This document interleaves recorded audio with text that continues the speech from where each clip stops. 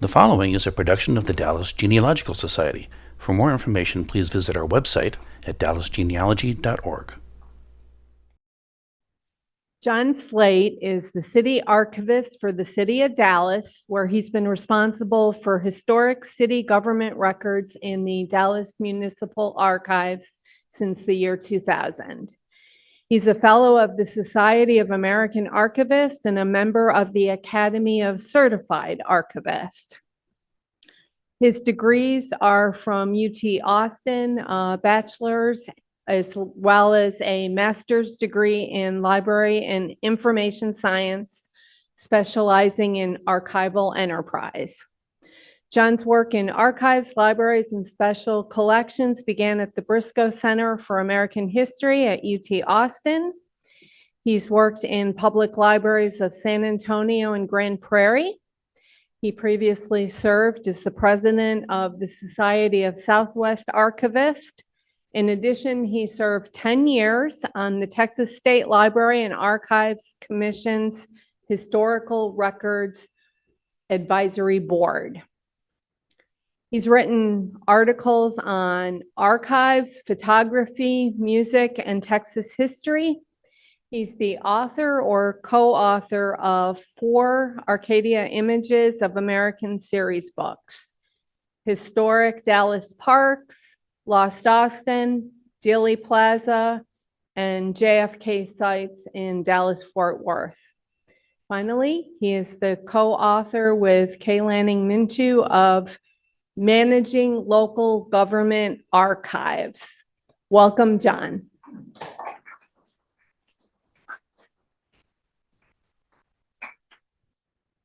Thank you so much for being here, and welcome to our virtual guests as well. Let's see here. I'm going to try to keep this not too formal, but do this in a fashion that we can kind of have some fun with it. And let's see if I can advance this. Yes. The Municipal Archives, just to let you know, in case you're not familiar with it, all we collect are Dallas government-related records, or nominally, I should say. We collect the records of, say, city departments like police or fire or water or sanitation or something like that. But we do have some things that overlap a little bit and do have some interest for genealogists. Like, here's an example. It seems this is going to feel kind of tangential, but bear with me a little bit. We have a lot of the records of the Dallas Park and Recreation Department. And what that also, a subset of the park records are records of some of the cemeteries that are abandoned cemeteries that are maintained by the park department. They were gifts, if you will, from burial associations that have no longer have the ability to care for these cemeteries. So I think the city of Dallas maintains something like 10 or 12 cemeteries. And so that comes with some records, not a lot of interment records, but some of them do. That, I believe, gives there is also in our public works department, there is a whole survey section. So you can find the history of your neighborhood. You can look for anything you want, really, that's within the city limits. But there's also in the survey division they have a number of files relating to cemeteries. And we were lucky enough to acquire those about 15 years ago. And once again, it's kind of a mixed bag. Some of them include interment records. Some of them, a lot of them don't. The reason the city has it is because they maintain the boundaries and survey, information relating to these properties to, protect them from encroachment. And so that's one reason we have some cemetery records. That's a kind of long way round to explain that, but hopefully this will make more sense as I go on.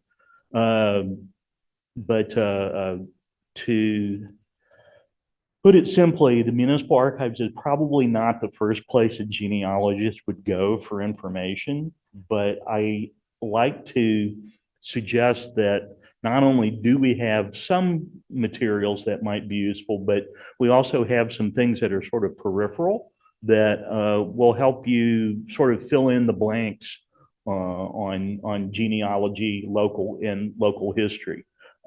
Because as we were discussing earlier, that part of being a genealogist is also overlapped with other fields of interest like local history.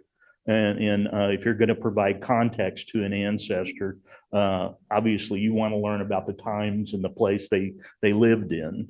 People love to see maps and see what the neighborhood they lived in was like, or what part of the city they were in, or that kind of thing. And that's the kind of thing that we can help out a lot with. But let me talk about a couple of things. One thing is, one of the first questions we get in the municipal archives is, are you in charge of vital statistics, birth or death records? No. Oh, that was a list of the things we'll be discussing, but I will move on with them. This is a list of the schedules, which are in the schedules are maintained by our records management officer. These are active records that are permanent and will never go anywhere ever. This is the bare bones information. Is that me? Sorry.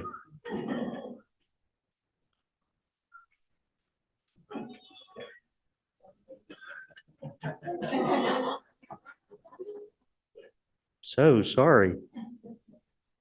That's a first time for me for a while. Anyhow, this basically says how long we keep things. And if you wanted to know what kinds of birth certificates or death records we have, this is essentially it. This has the sort of bulk date spans of what they have. Now, if you contact, the birth or death certificates in the city, of course, most of the time they'll refer you, if it's past the 1980s, I think they refer you to the state to go for their copies of it. And that's partly because all of the early material is all on microfilm that is so horribly scratchy it can't even be read anymore. It was not very well taken care of. And as anybody here who's ever handled microfilm knows, you know how much fun it is to deal with abraded microfilm. And I come from a time period when I actually shot microfilm, so I can personally attest to the quality or lack of quality of microfilmed records.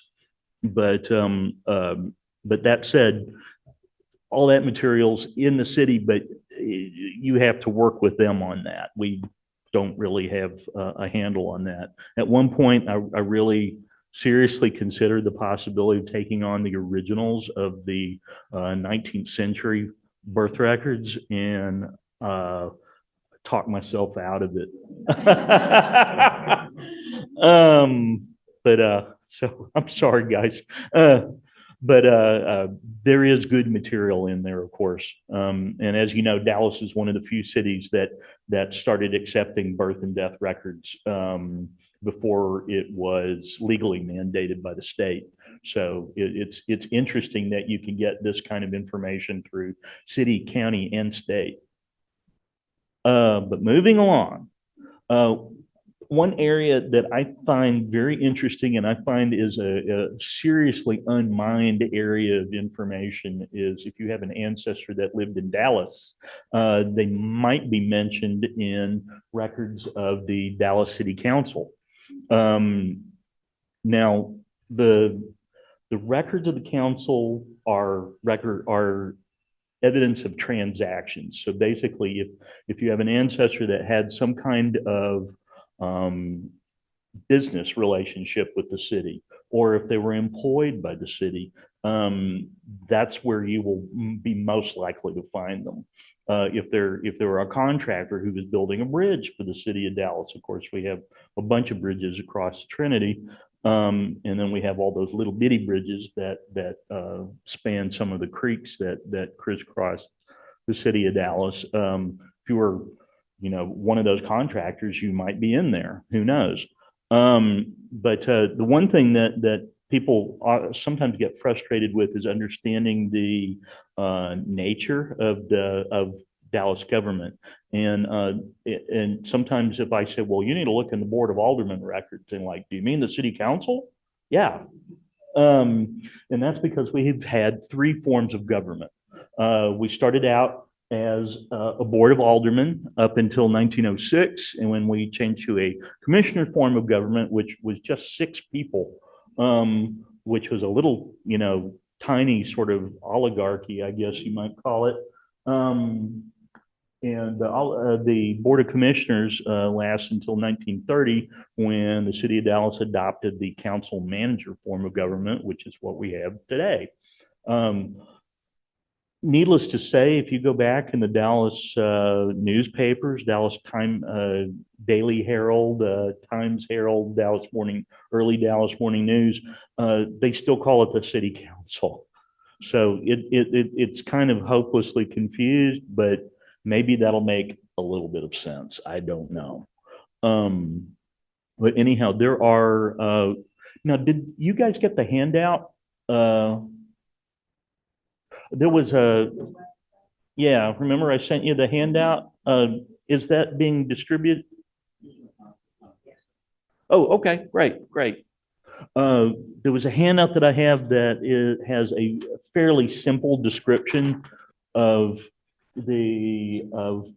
what we have in terms of the records of elected officials and people who served on boards or commissions or something like that.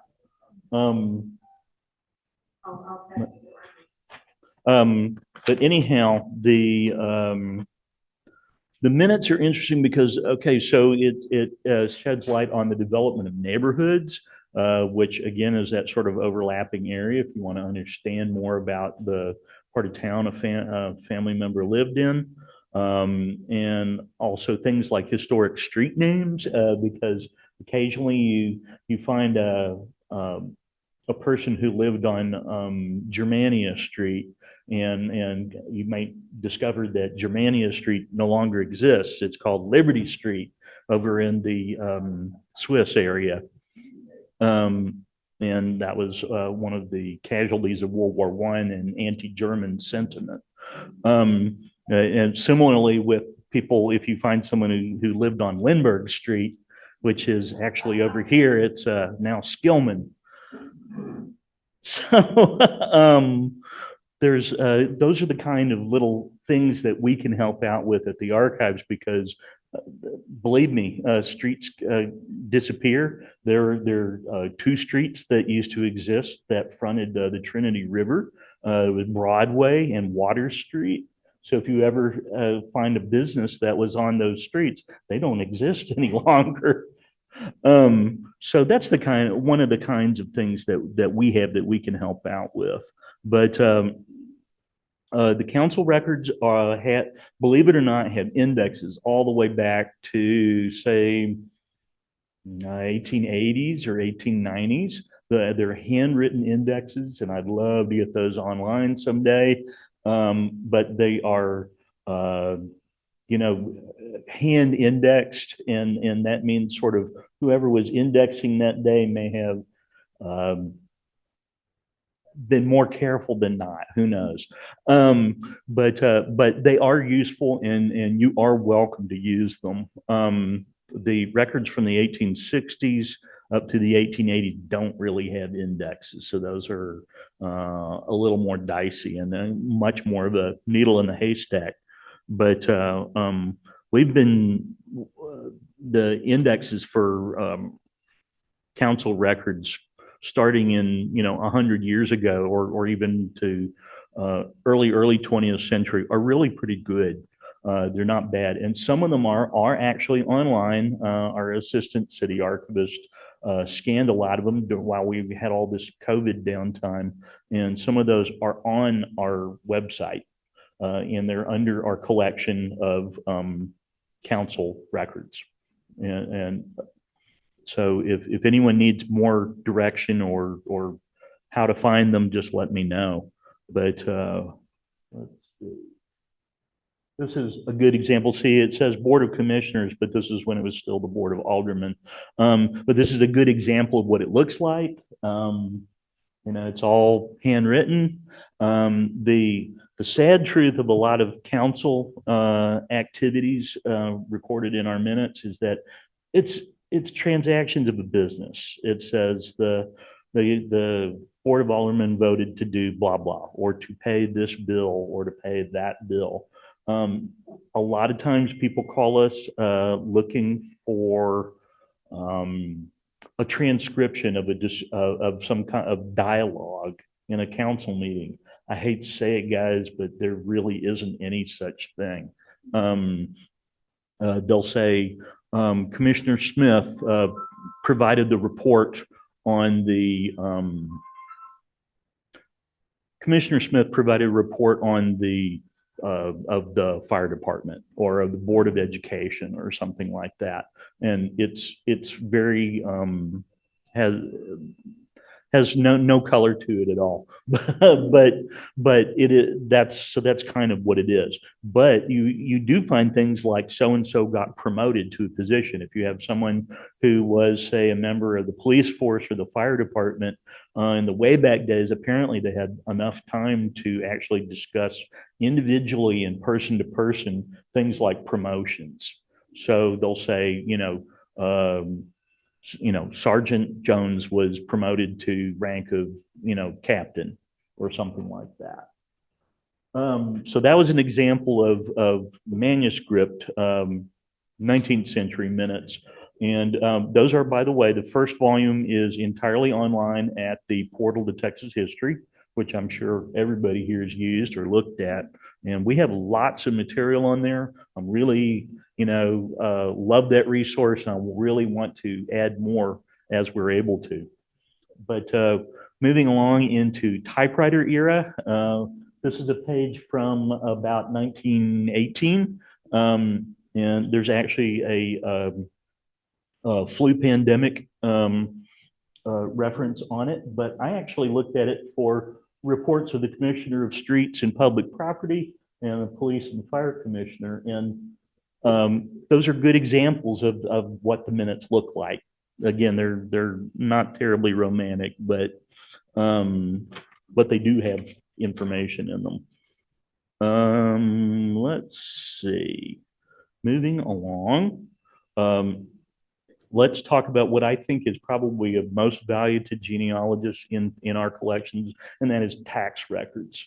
This is a wholly 100% unmined resource, and I have been advocating for it for the last 25 years. I've never had that's not true. I've had maybe 3 or 4 people in 25 years come and use tax records. We're getting ready to move them off site because they're big and bulky. They'll still be accessible. We'll be happy to pull them at any time, but we would need like a couple days notice, that kind of thing. But did you have a question? I'm sorry?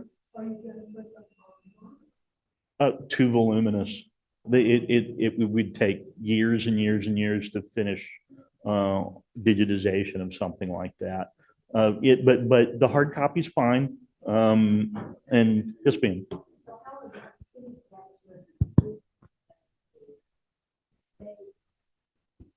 How are the city tax records different than the county tax records that we can see on microfilm? How would you look at them? Now, how are they different? What does the city taxes have that's different than what the county taxes have? Oh, good question.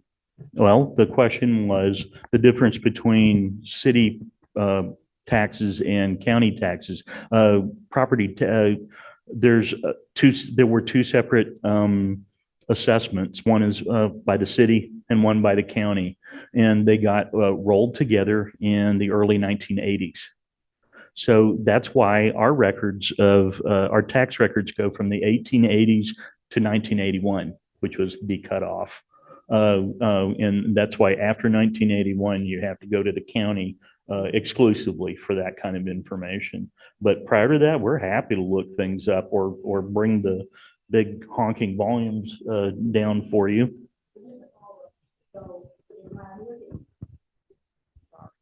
If I look in the county records in 1900 for property taxes for an individual, will it be the same property tax in the city for that individual? Let's see.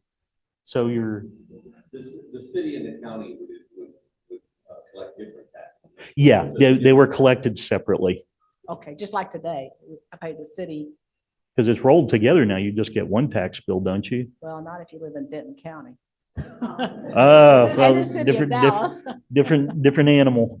But yeah, in Dallas, they've been rolled together. And anyhow, if you ever need to tease that out, we're happy to bring these out. There's some interesting aspects to these. Some of these are records of not just Dallas, but we also absorbed the city of East Dallas, which is, we're actually sitting in it right now, which was Captain Gaston's, creation, and ended up becoming folded into or annexed into the city of Dallas in 1890. So we have their tax records as well, which is kind of interesting. And there are a lot of pioneers in there. There's a lot of noose bombers and, family names that you might recognize. Well, let's take a look at a page to see a later day one. There's some of the other covers of what they look like. These volumes are about this big and they're really heavy doorstops.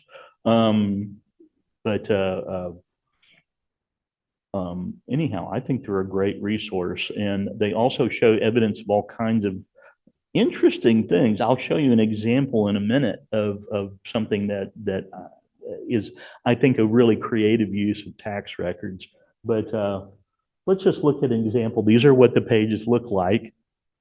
And what's great is they are alphabetical, so you can look them up by the taxpayer, and then it lists their property right below it,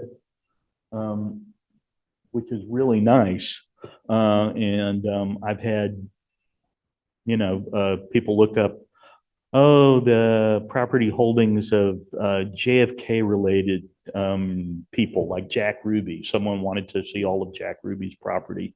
And I'm like, well, did you look under his sister's name, Ava Grant?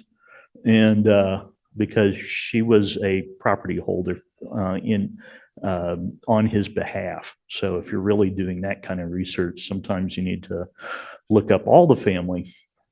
And of course, as a friend of mine said, a friend of mine from the National Archives was visiting earlier this week, and she reminded me, I mentioned this talk, and she said, oh yes, those tax records are great because you not only find where somebody lived, but you can see all their neighbors as well. and you sometimes find unusual things like family members you didn't think were there or something like that. Let's see. Also, it's really helpful if you know block numbers. Some of you probably already know that, but if you're looking for where people lived, understanding the city's block numbering system is valuable. There's another page just to see what it looks like as a whole. Now, what I'm going to show you, this is an early 1890s tax roll. And what I thought was really interesting was there was someone who was, Salud, there was someone investigating an early African-American pioneer in Dallas, and they wanted to know more about her land holdings because it had been it had been suggested that she was a pretty major landholder. And it's like, okay, if she was a major landholder, how much did she have? And so the person who was doing the research provided her name. Her name was Hope Thompson. And her story is very interesting. She was a washerwoman for William Henry Gaston. And she was a budding entrepreneur. And in the 1870s, she borrowed some money from him. She asked Captain Gaston if he would stake her some money to buy some property and become a property holder in Dallas. And she not only did that, but she started flipping land, and she owned a very, very valuable piece of property, which is now 1600 Pacific, which is what's used to be called the Thanksgiving Building, and is now the Santander Tower. And it's right there by close to Thanksgiving Square. But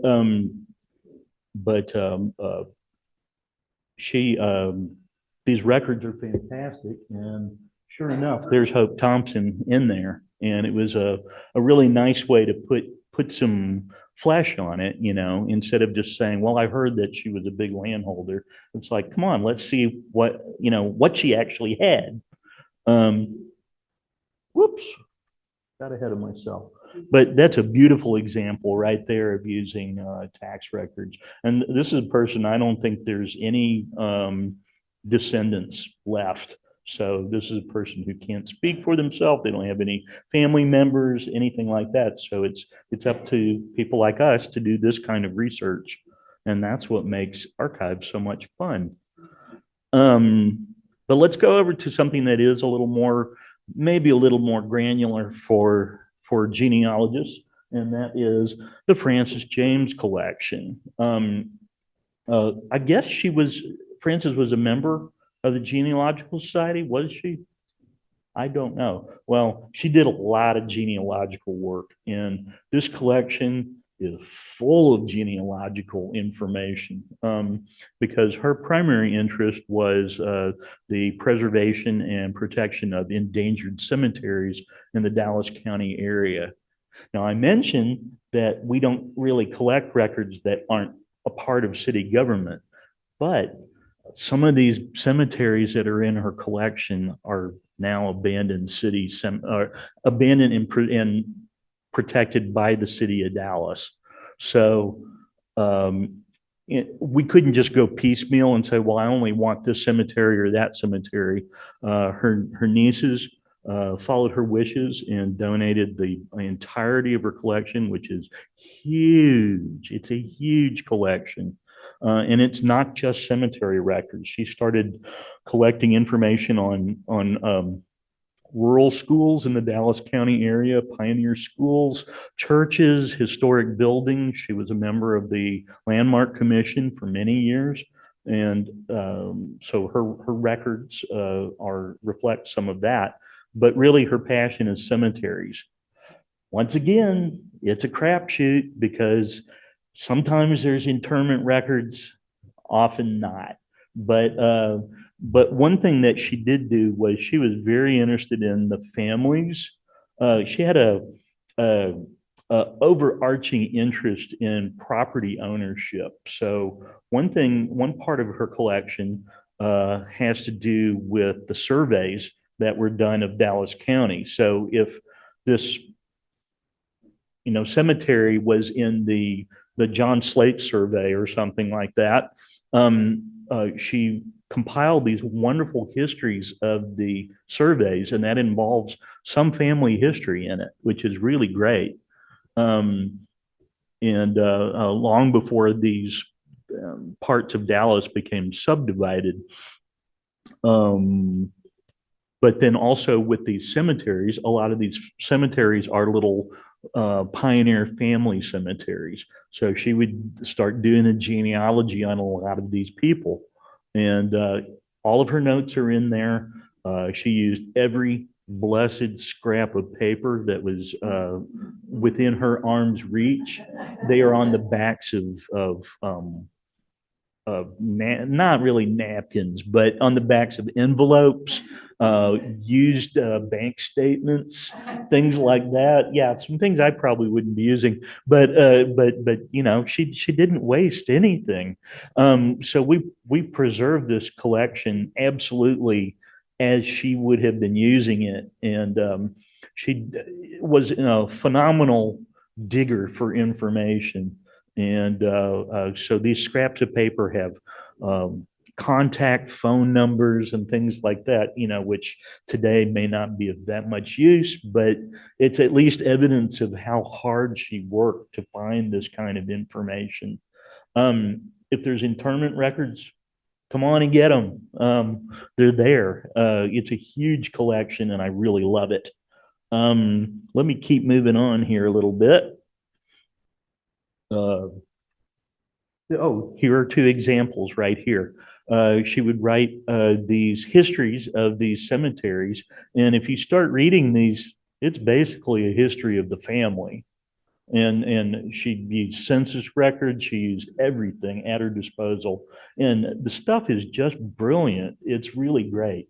If anybody here knew her, you know what a fascinating lady she was. She could kind of needled people a little bit, but it was all in pursuit of very good goals.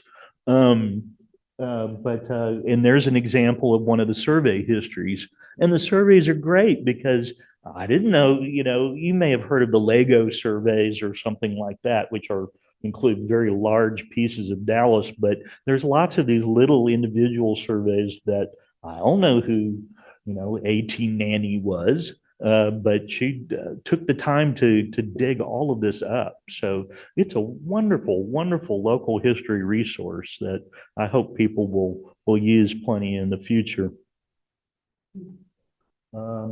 There's an example of an interment record that is in the collection, and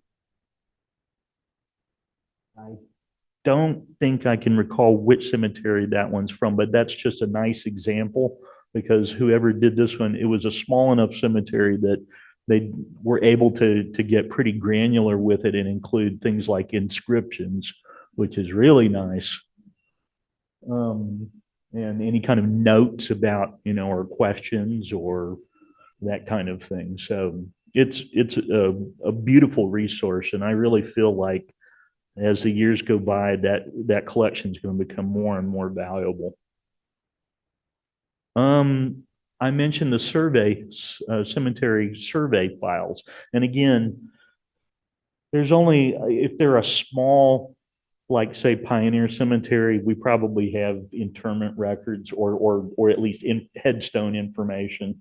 But what is nice about this is the survey guys were good enough to keep notes on the colloquial names of a lot of cemeteries. And a lot of these got garbled over time, or different people called them different things, like my favorite example is the Oak Cliff Cemetery, which is the Beatty Cemetery.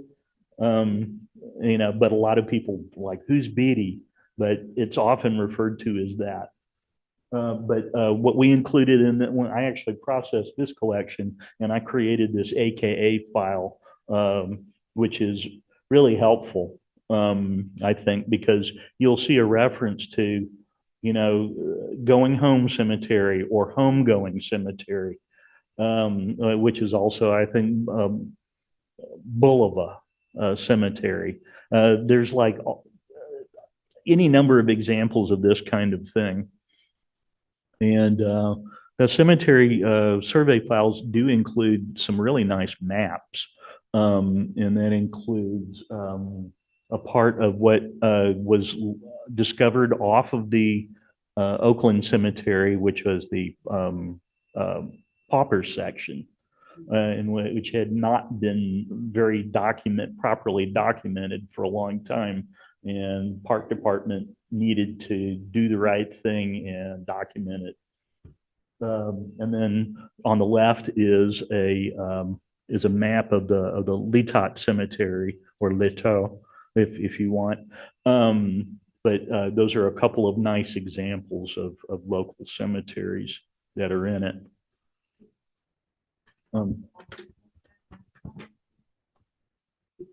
What year is the Oakland Cemetery map I'm from? The Oakland Cemetery? What year? What year? Oh, Is what? the Map right there? Ooh, I don't know. Okay. I don't know what year that map is from. I could probably find out for you, but I would probably say 60s, probably 1960s. Yes, ma'am.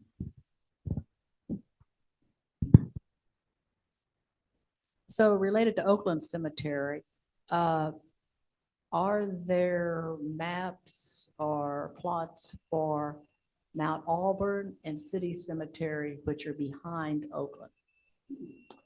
I don't know, but I could look it up. I mean, the city bought that property in 1906, and they were charged with drawing,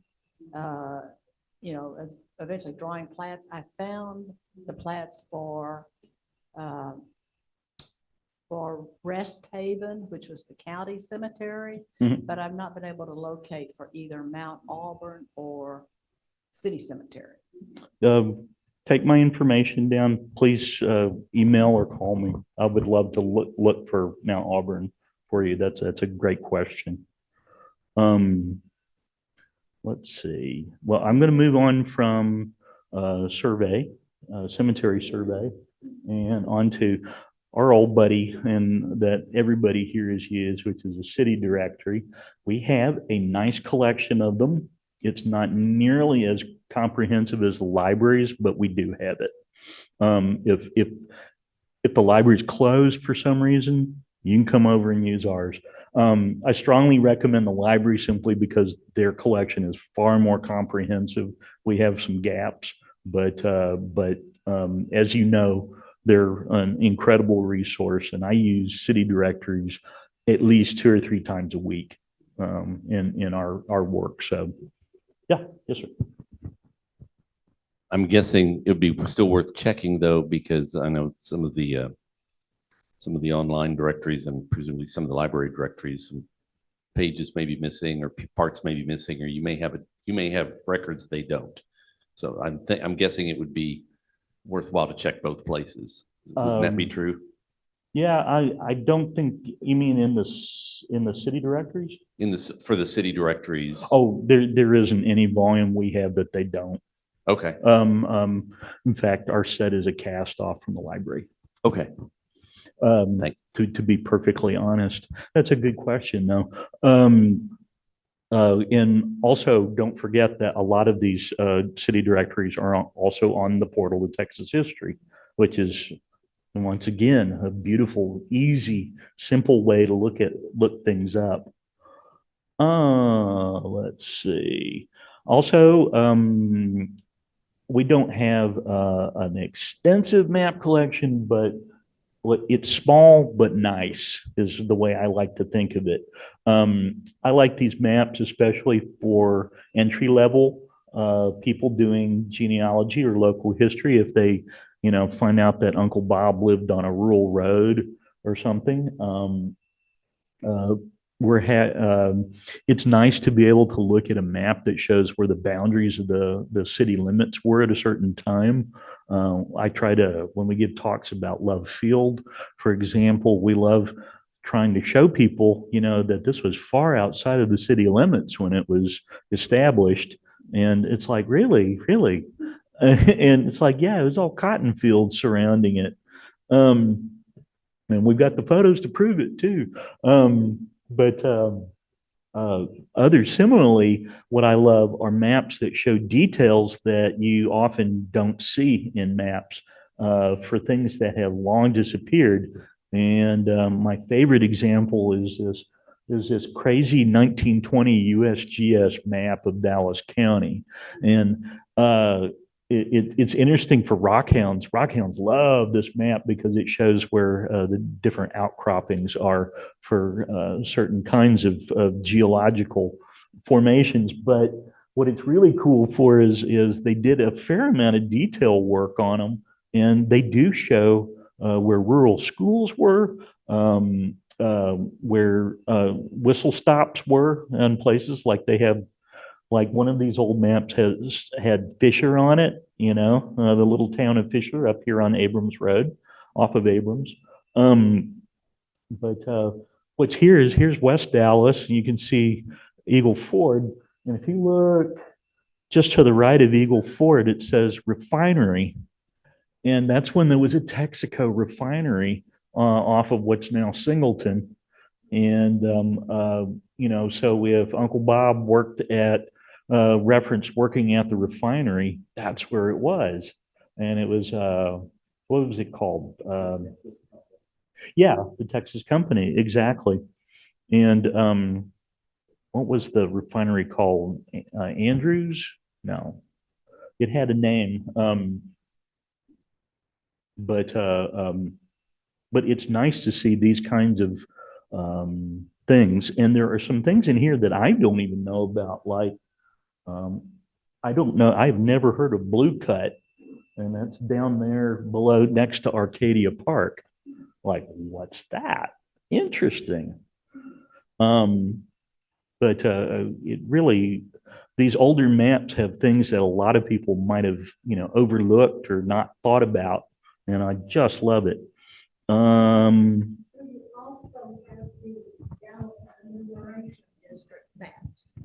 Do you have the Dallas enumeration district maps, the census? I don't think we have enumeration.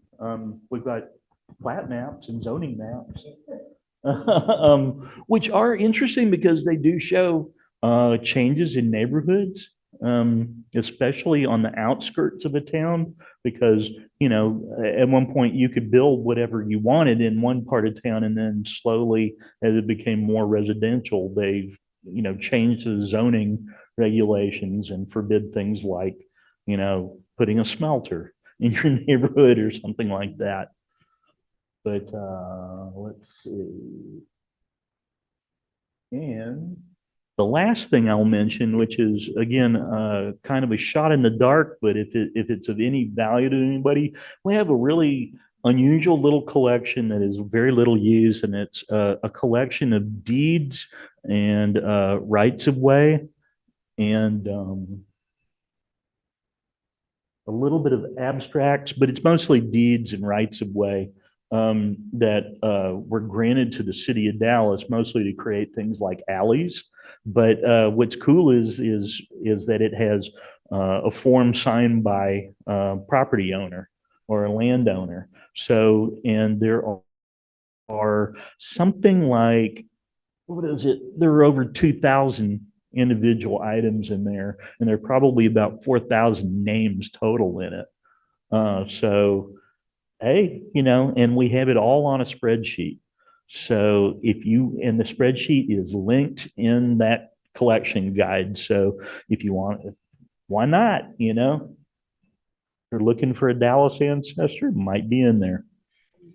But that's about what I had to say. And I was going to hold off questions to the end, but everyone asked really great questions while we went along.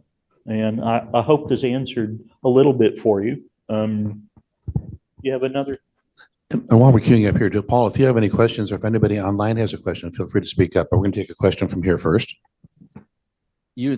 Caroline has a question. Oh, hello. Hold on just one second, Caroline. Sure. You had said something about on the tax records that you could see the neighbors, but then you indicated that it was organized alphabetically. Was it organized both ways by neighborhood Right. and alphabetically? Oh, you'd have to look up. That's true. You would have to know. Well, Might be you'd have hard to to go look- to, look up the you'd have to neighbors. go to a city directory. Okay. You'd take a city directory, and if you look it up in a crisscross, you can see unit by unit who lived in that one. So Okay. you could go back and identify people. So yeah, you'd have to use a couple of different tools to get there, but you could do it. Caroline, go ahead. First of all, this is a great talk. Thank you so much. And I want to make one quick comment to thank you for setting up the Francis James files. I I had an opportunity to actually go up in the rooftop to see the files before she passed away. I was absolutely amazed how much stuff was up there and stuff. My question is, I had a relative who was an auditor in the very beginnings, probably in the 1890s to early 1900s. Was there a position of an auditor in the Dallas City or the alderman or anything like that? Yes, there absolutely was a position of auditor. I can't remember when the position was created, but we've had an auditor for well over 100 years. And we're actually, the Municipal Archives is the home of audit reports, of the master copies of all audit reports, Oh my both gosh. past and present.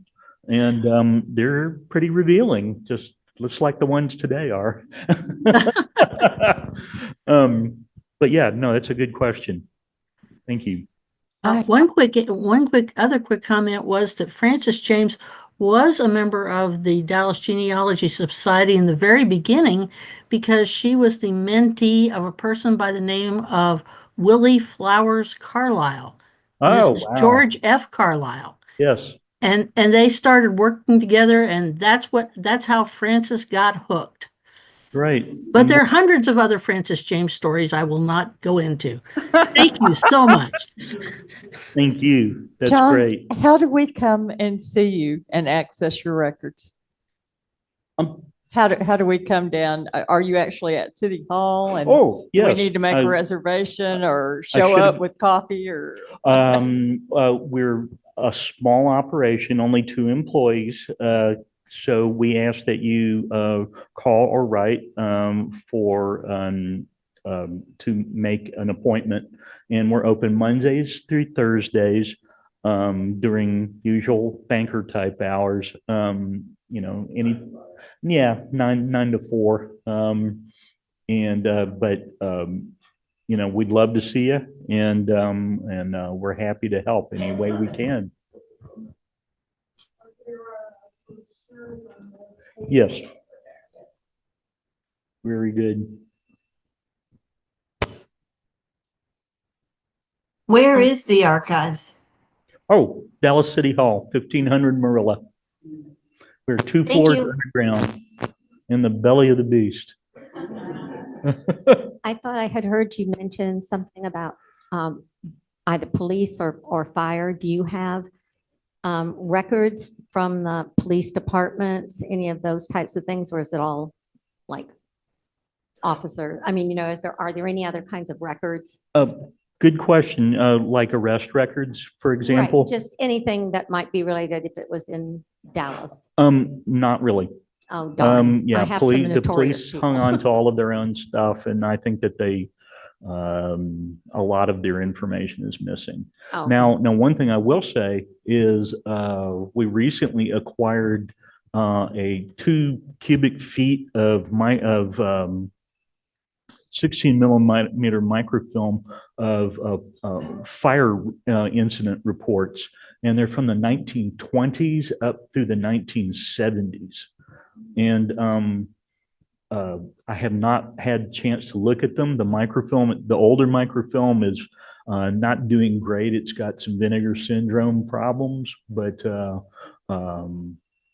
if there's any way we can get the information off of those, I would love to, because that's going to be really valuable for somebody. Sure. Any more questions online?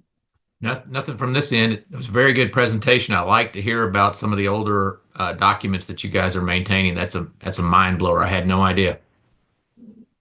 Very good. Thank you. Okay, well, that is it for today. Thank you so much, John, for coming out and Thank for you. everybody else who attended.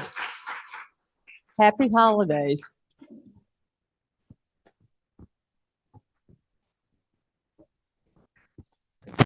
This has been a production of the Dallas Genealogical Society. If you're already a member, thank you. Your fees have been supporting these and other society activities. If you're not yet a member, please consider joining now. Go to dallasgenealogy.org and click on the membership tab.